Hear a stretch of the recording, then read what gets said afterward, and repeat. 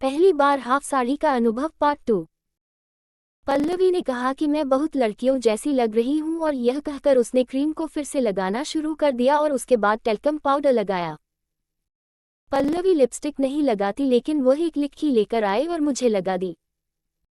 उसने बहुत कलात्मक रूप से लंबे पंखों के साथ काजल लगाया जिससे मैं एक पुरानी फिल्म हीरोइन की तरह दिखने लगा। जब मैंने कहा जैसे काजल टू लॉन्ग है तो उसने इसे एडजस्ट कर लिया और जब पल्लवी मुझे बनाने में व्यस्त थी तो अर्पिता मैचिंग चूड़ियों के सेट की तलाश में व्यस्त थी। मेरे माथे पर एक सुंदर अंडाकार आकार की बिंदी के साथ मैं ड्रेसिंग टेबल दर्पण में वास्तव में बहुत स्त्री दिखती हूँ। अर्पिता ने 1 दर्जन कांच की चूड़ियां सौंपी और अंदर से चांदी की एक जोड़ी पायल लेकर आई। वो चांदी की पायल बस मेरे गोरे पैरों में खूबसूरत लग रही है।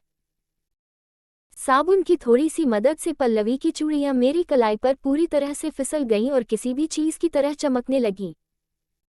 कांच की चूड़ियों की सुंदर ध्वनि सोने की तुलना में कान को कहीं अधिक सुखदायक होती है। अर्पिता कहीं से वह कान के छल्ले पर क्लिप की एक जोड़ी लेकर आए और मेरे कान के लोबों पर लगी। पल्लवी ने मेरे बालों को साइड वाले हिस्से में कंघी करना शुरू कर दिया, जैसे मैं नियमित रूप से करती हूँ। मैं पहली बार पारंपरिक पावड़ा धवानी पहने हुए बॉब कट वाली एक शहरी लड़की की तरह दिखती हूँ। मैंने पल्लवी से कहा कि सब कुछ वास्तव में अच्छा है और मैं परिवर्तन से बहुत आश्चर्यचकित हूँ, लेकिन हेयर स्टाइल जैसे इस लड़के ने वास्तव में आपके प्रयासों को खराब कर दिया। इसके बाद अर्पिता अपनी चाची के बालों का एक लंबा विस्तार लेकर आई जिसका उपयोग उन्होंने कुछ समय तक किया। देखकर वो पल्लवी बोली, अब देख जादू। उसने मेरे बालों को बीच से अलग कर दिया और पीछे की ओर कंघी की और बालों को पीछे की ओर पकड़ने के लिए साइड पिन का इस्तेमाल किया और जब उसने मेरे बालों को पीछे खींचा तो पल्लवी मेरे मुट्ठी भर बालों को अपने हाथ में पकड़ सकती है जो बालों के विस्तार को जोड़ने के लिए पर्याप्त है और शुरू कर दिया। चोटी बनाना। बालों का विस्तार बहुत लंबा था और यह मेरे नितंबों तक आया। बालों के अंत में उसने एक भूरे रंग के रबर बैंड का इस्तेमाल किया जो मेरे पावड़ा रंग से मेल खा रहा है। अब मेरे बाल पल्लवी और अर्पिता दोनों के बालों से लंबे हैं। पल्लवी ने अलमारी से एक चेन ली और मुझे पहनने के लिए कहा और मैंने उसे पहन लिया। मैंने कुछ लंबी नोटबुकें ली जो मेरे बगल में स्टडी टेबल पर रखी हुई थी और कॉलेज की लड़कियों की तरह उन्हें अपने सीने से लगाकर पकड़ लिया और उन लड़कियों से पल्लवी और अर्पिता से थोड़े स्ट्रैंड तरीके से कहा कि लड़कियां, मैं कॉलेज जा रहा हूँ, बाद में मिलते हैं। उन शब्दों ने उन्हें हंसा दिया और हम में से 3 लोगों ने वास्तव में उस पल का आनंद लिया। जब अर्पिता और मैं अभी भी हंस रहे थे तो पल्लवी रेफ्रिजरेटर के पास गई और चमेली के फूल की माला ले आई। उसने मुझे एक बार फिर ड्रेसिंग टेबल के सामने बिठाया और उन चमेली के फूलों की माला को मेरे बालों में छिपा दिया और इससे मुझे एक अद्भुत गंध के साथ असली सुंदरता मिली जिसने मुझे अपने अंदर की लड़की का सबसे अच्छा आनंद लेने के लिए प्रेरित किया। तब अर्पिता को एक पागल विचार आया कि हम सड़क के अंत में हनुमान मंदिर से बाहर क्यों नहीं जाते और उसी विचार ने मुझे परेशान कर दिया।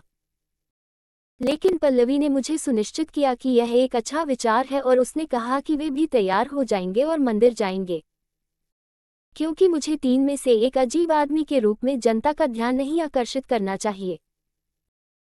मैं टीवी देख रहा था और देखते ही देखते वे दोनों तैयार हो गए और उन्होंने चमेली के फूल भी पहन लिए और तैयार हो गए। शाम हो चुकी है और हमने घर पर ताला लगा दिया और सड़क पर चलना शुरू कर दिया और सड़क पर ज्यादा जनता नहीं थी और अचानक बिजली कट जाने के कारण स्ट्रीट लाइटें भी नहीं थीं। धीरे धीरे हम तीनों एक दूसरे का हाथ पकड़कर चल रहे थे और चूंकि मैं अपनी चचेरी बहन पल्लवी से थोड़ा लंबा हूँ, इसलिए उसका पावड़ा मेरे लिए लंबाई में सिर्फ आधा इंच से 1 इंच छोटा है। इसलिए मेरे लिए चलते समय इसे उठाने की कोई आवश्यकता नहीं थी और मैं आरामदायक और थोड़ा तेज भी चल रहा था। पल्लवी ने मुझे वापस खींच लिया और कहा कि लड़कियां इतनी धीमी गति से तेजी से नहीं चलेंगी। तब मुझे एहसास हुआ कि मैं अब लड़का नहीं हूँ, मैं लड़की हूँ और मुझे एक जैसा व्यवहार करना चाहिए। किसी तरह हम अंधेरा होने के बावजूद मंदिर तक जाने में कामयाब रहे। तभी अचानक बिजली आ गई और मंदिर में हमारे ठीक सामने राधा चाची, पल्लवी की बड़ी बहनें, करीबी दोस्त माँ खड़ी थीं और उन्होंने मेरे बारे में पूछताछ की। तब पल्लवी ने कहा कि मैं विशाखापत्तनम से उनकी चचेरी बहन मेघना हूँ। उसने हम 3 लोगों को अपने घर आने के लिए आमंत्रित किया क्योंकि वह घर पर कुछ पूजा कर रही है और हमें प्रसाद लेने और जाने के लिए कहा। चूंकि उसने हमसे प्रसाद लेने के लिए कहा था, इसलिए हम उसके प्रस्ताव को अस्वीकार नहीं कर सके। हम राधा आंटी के घर गए और उन्होंने हमारे पैरों में थोड़ी हल्दी लगाई और हमारे माथे पर कुमकुम लगाया और हमारे हाथ में ब्लाउज का टुकड़ा और फूल दिए। वह अंदर गई और कुछ प्रसाद लेकर आई। मैंने एक शब्द नहीं कहा, लेकिन एक मुस्कान के साथ प्रबंधित किया। वहां से हम अपने घर के लिए रवाना हुए और मेरी चचेरी बहन पल्लवी को लगा कि उसने कुछ हासिल किया है और उसे एक लड़के को लड़की के रूप में छिपाने की अपनी क्षमता पर बहुत गर्व है, और यहाँ तक कि बिना किसी संदेह के किसी के घर में भी भाग लिया। आज भी मुझे लगता है कि मेघना का नहीं, पल्लवी का साहसिक कार्य वास्तव में अद्भुत था। ठीक 1 साल बाद अपने चचेरे भाई के घर पर स्नातक स्तर की पढ़ाई के तहत अपना दूसरा वर्ष पूरा करने के बाद मुझे एक बार फिर वही ड्रेसिंग दोहराने का मौका मिला, लेकिन इस बार थोड़ा बदलाव हुआ। मेरे चचेरे भाई ने मेरी टी शर्ट और शॉर्ट्स पहनी।